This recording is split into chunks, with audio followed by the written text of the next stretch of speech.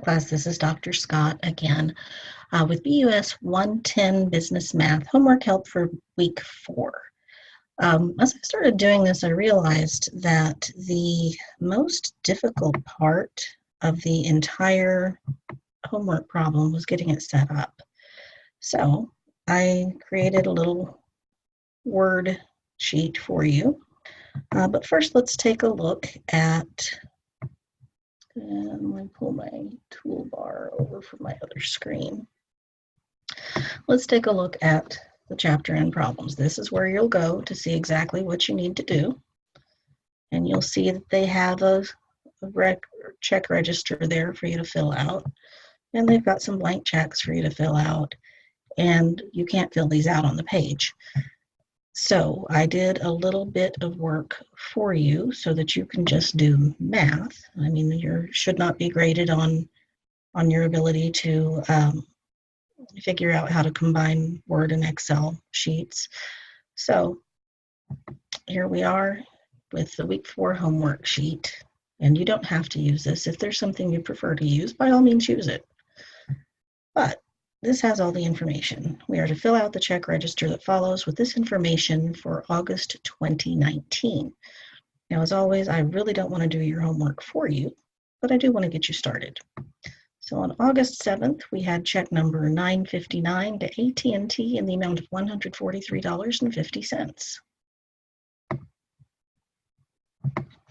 So 959 is our check number. The date is August 7th. Description of transaction, AT&T. It was a payment. We wrote the check, which means that it is going to debit from our account. 43.50. And toolbar's covering it. Yeah, that was 0.50. So we know that this is coming out. So our balance has been given at $4,500.75 minus 143.5 equals 43,000, not 40, that would be great, $4,357.25. Next check is check 960 on August 15th. To Staples in the amount of $66.10. Again, this is a payment, which means it's a debit, which means it's always on the left side. You'll see the deposits, which are credits, are always on the right. You'll get in, if you've already taken accounting 1, hopefully that's already been drilled into you. But if not, it's just a little preview. So our balance now is $4,357.25, but once we account for the check written to Staples in the amount of $66.10, our updated balance is $4,291.15. Now, we're going to do the more fun part, which is recording deposits. You don't have to put anything there. I always just like to, because when I do these by hand, I have a tendency to write in the next blank space, even if nothing goes there. So the deposit was $819. The description of the transaction is deposit. It is not a payment. It is a deposit for $800. Now, I don't even need a calculator to know that 800 plus 4,291 is $5,091.15. So as far as I'm going to go, you can, I trust you to do check numbers 961, 962, and to record your deposit. Now, 42 is the next one on in your book. However, you need this to do 4-3. So in my sheet, I put 4-3 right after 4-1. So we know that this is our bank statement, and we're going to reconcile it. I'm going to reconcile it with you up to the deposit. because that's all I did with you before. But you're going to have to do the checks and the service charge. So just to remind you, the reason that sometimes the bank statement is different from your check register is sometimes because of a math error, but more likely it is because the bank hasn't received every check that you wrote, and it hasn't, or your deposits are in transit or were made after the bank statement. So just keep that in mind. So we are going to compare our bank statement to our check register for just these dates and transactions. We went up to 8/19. So the balance we know is $4,500.75. That one is correct. There's nothing we have to do. On 8/18, we had a check post from our account in the amount of $143.50.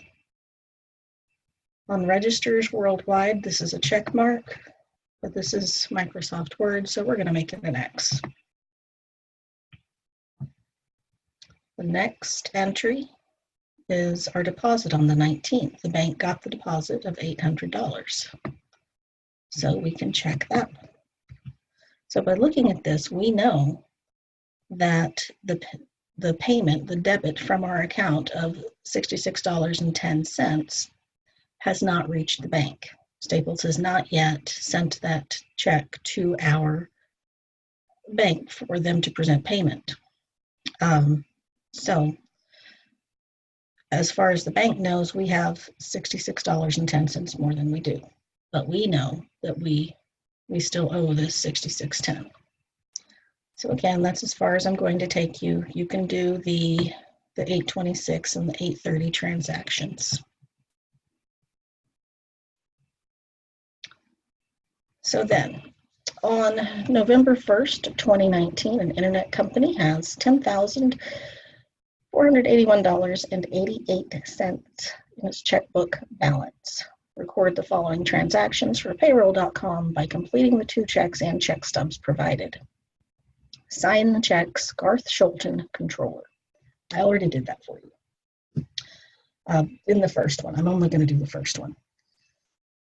So, check number 190 was paid to Staples in the amount of $766.88. So let's look at that. This is what that looks like. Paid to the order of Staples. We write the amount numerically by the $sign. The next line, we write out the number. And notice the cents are 88 over 100 because we're 88 cents of a dollar. So we are writing a check for 766 88 100ths of a dollar. And if you're actually writing this check, you probably want to draw a line between your last digit written and the D, just because it makes it a little bit more difficult for someone to alter the check. If there's ever an instance where this number does not match this number, so maybe because I'm dyslexic, you guys have probably already figured that out.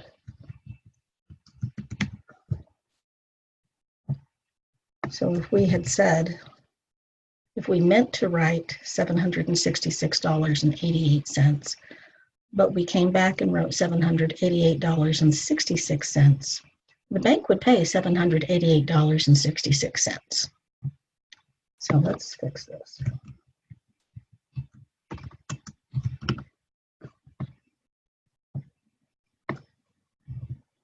Okay. In the memo, we know this was for office supplies, and since I can't really sign a Word document, I just typed Garth Schulten, Controller. So the check is the least of our concerns. What we're really worried about is this stub method of check reconciliation. So let's go back to where we can see what we're doing. We had a beginning balance of $10,481.88. There was a deposit between the time that this balance was established and this check was written. The deposit was $688.10. And that's all there is. So now we add these together. 10,481.88 minus 688.1. Now plus, too silly.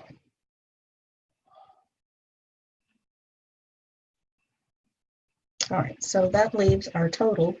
Our new balance is $11,169.98.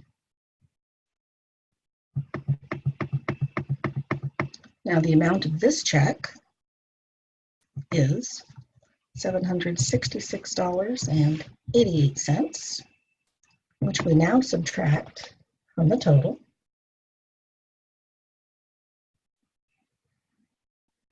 Which leaves us $10,403.10. Now notice this says balance forward. That means that we now have to pull our balance over. Well, that's wrong. I think. Probably check my math. But we pull our balance over to the next one. So we also want to say that we've written this in the amount of the check that was written, because that amount is associated with this check number. So let's just make sure we're right, because apparently when I did this before, I came up with a different answer. For $10,481.88 plus $688.10 is $11,169.98 minus $766.88, which is $10,403.10. And again, put the balance forward. You will note that in the stub, everything that's over here is over here. Check number, the amount, date,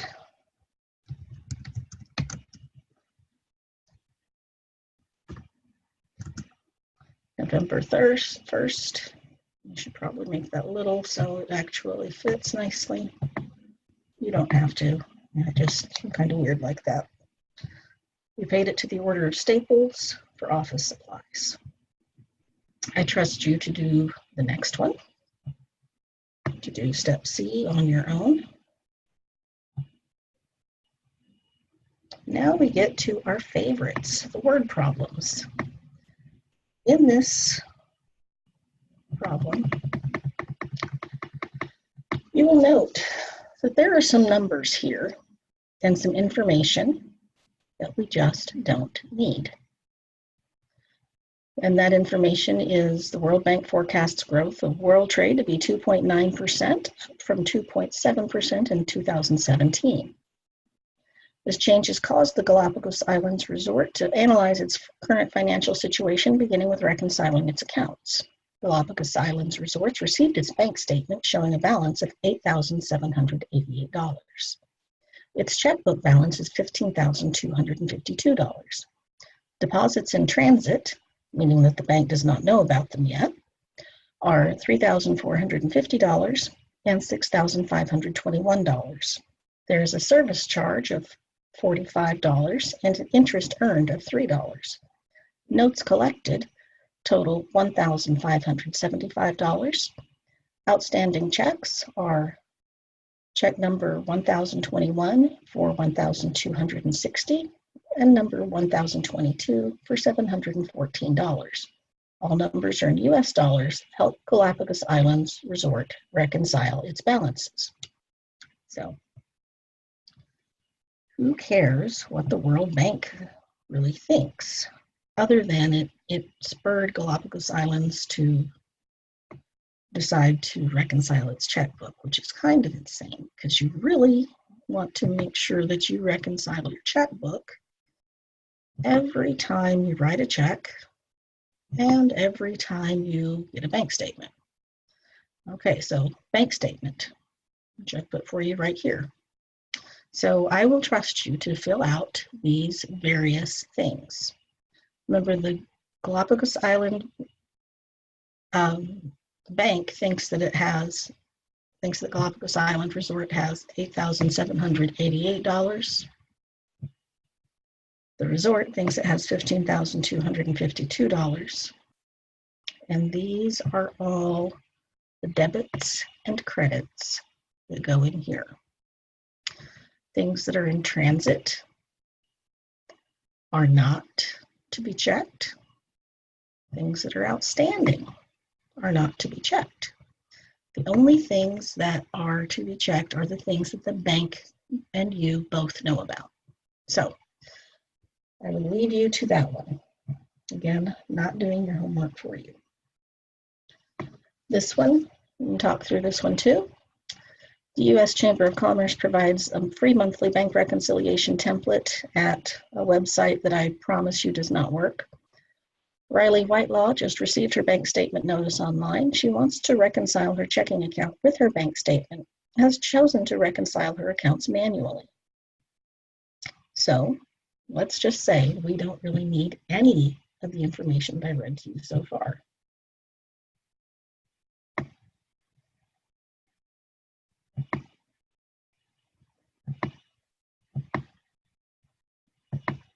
Okay. All we need to know is that we're going to reconcile her balances. This is what she shows. This is what her bank statement shows. This is what's outstanding, things that she knows about, but the bank does not. Deposits in transit, again, things that she knows about, but the bank does not. $15 service charge, a $5 ATM charge, and the notes collected of $50.25. So again, I'm going to trust you to fill this out.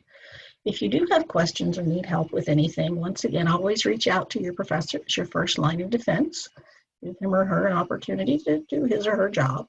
Otherwise, please do feel free to reach out to me. My email address is cscott@an.edu, and I hope you have a great week.